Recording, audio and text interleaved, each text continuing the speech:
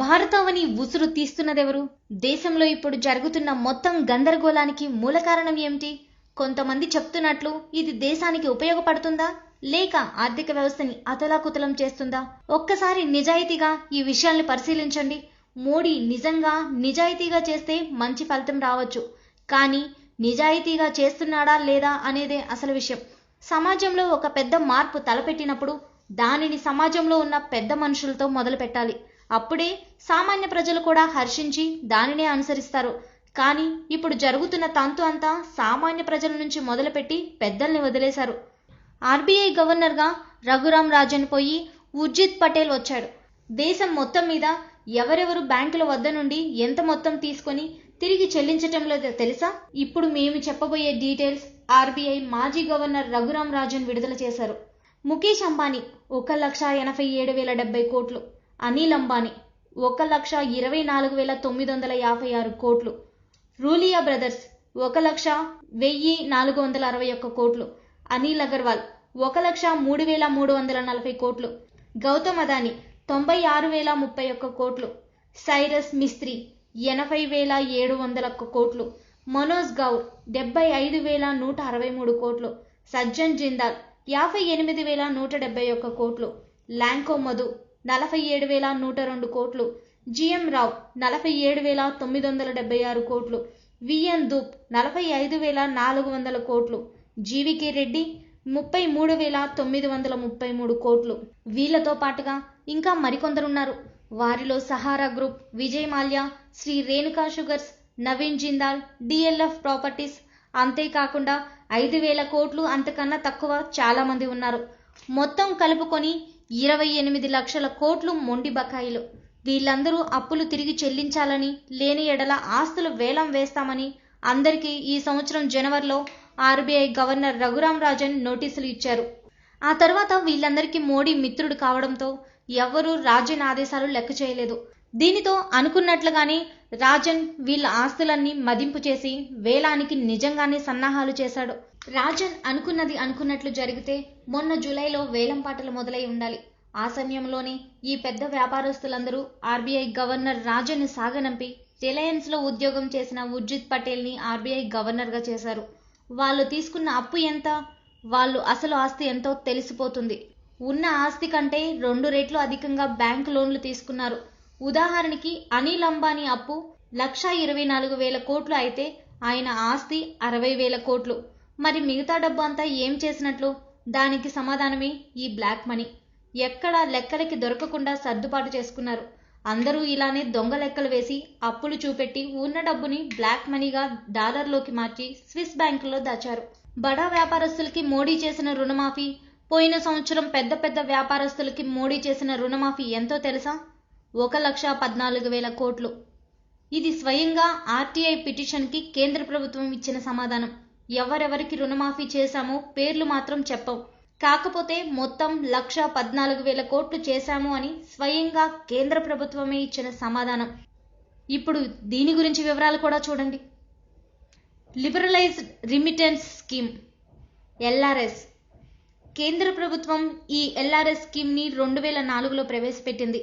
దీని ముఖ్య ఉద్దేశం విదేశాలకి పోయే భారతీయులు రూపాయలని డాలర్లోకి మార్చుకొని అక్కడ అవసరాల కోసం డాలర్ని వాడుకోవడం. మొదట $25,000 లిమిట్ అన్నారు. ఆ తర్వాత 50,000కి, 75,000కి, $125,000 పెంచారు. బీజేపీ ప్రతిపక్షంలో ఉన్నప్పుడు ఈ స్కీమ్ని రద్దు చేయాలని, దీనివల్లనే మన డబ్బు బ్లాక్ మనీ రూపంలో విదేశాలకు తరలిపోతుందని నానా గొడవ చేశారు. తీరా అధికారంలోకి వచ్చాక ఏ స్కీమ్ అయితే రద్దు చేయాలన్నారో దాన్నే 2 రెట్లు అధికంగా పెంచి, అనగా ఒక్కరికి $2,50,000 లిమిట్ పెంచారు. అంతేకాకుండా ఇంత మొత్తం మైనారిటీ తీరని చిన్నపిల్లలు కూడా తీసుకెళ్లొచ్చని సడలించారు. అనగా 2 పిల్లలు ఉన్న ఒక కుటుంబం 4 కలిసి అమెరికా పోతే 7 కోట్ల రూపాయలు డాలర్లలోకి మార్చుకొని తీసుకువెళ్లొచ్చు. ఇలా సంవత్సరానికి ఎన్నిసార్లైనా ఎన్ని దేశాలకైనా తీసుకెళ్లొచ్చు. ఈ స్కీమ్ ని అడ్డం పెట్టుకుని విదేశాలకు తరలించిన మొత్తం గత 3 సంవత్సరాలలో 10,700 కోట్లు, అనగా $1.6 బిలియన్. 2014-15లో 4.6 బిలియన్ డాలర్లు, అనగా 30,800 కోట్లు. 2015-16లో $5 బిలియన్, అనగా 33,500 కోట్లు. 2016-17లో ప్రస్తుత ఆర్థిక సంవత్సరం ముగియటానికి ఇంకో 5 నెలలు ఉంది, ఏప్రిల్ నుండి మార్చి వరకు. ఈ ఆర్థిక సంవత్సరంలో కూడా అంతకు ముందు కంటే ఎక్కువే ఉంటుంది, కానీ తక్కువ ఎంత మాత్రం ఉండదు. కాబట్టి ఈ సంవత్సరానికి సుమారుగా 35,000 కోట్లు వేసుకుంటే మొత్తం ఎల్ఆర్ఎస్ పథకంలో దేశం దాటిపోయిన డబ్బు అక్షరాల గత 3 సంవత్సరాల్లోనే 1,10,000 కోట్లు. ఇది మొత్తం నల్లధనమే. అంతేకాదు, ఇంకో ఆశ్చర్యకరమైన విషయం ఏంటంటే 90% పైగా ఒక్క గుజరాత్ నుండే తరలిపోయింది. ఉపయోగించుకున్నది కూడా 90% మంది గుజరాతీలే. గుజరాత్లో దీనికోసం ప్రత్యేక కంపెనీలు కూడా ఉన్నాయి. ఆంధ్రాలో ఎంఎస్ చేయడానికి పోయే స్టూడెంట్స్కి కన్సల్టెన్సీలు ఉన్నట్లే అక్కడ గుజరాత్లో ఇలా విదేశాలకి డబ్బు తీసుకెళ్లే వాళ్ళ కోసమే హవాలా కంపెనీలు ఉన్నాయి. అమెరికాలో గుజరాతీలు ఇండియా నుండి బ్లాక్ మనీని అమెరికాకి తీసుకుని వచ్చి ఇక్కడ అమెరికాలో పెద్ద ఎత్తున వ్యాపారం చేస్తున్నారు. అమెరికాలో ఒక్క గుజరాతీ కూడా ఉద్యోగం చేయడు. అమెరికాలో ఉన్న హోటళ్లలో 40% గుజరాతీలవే. మొత్తం 53,000 హోటల్స్ ఉంటే దానిలో 21,000 హోటల్స్ గుజరాతీలవే.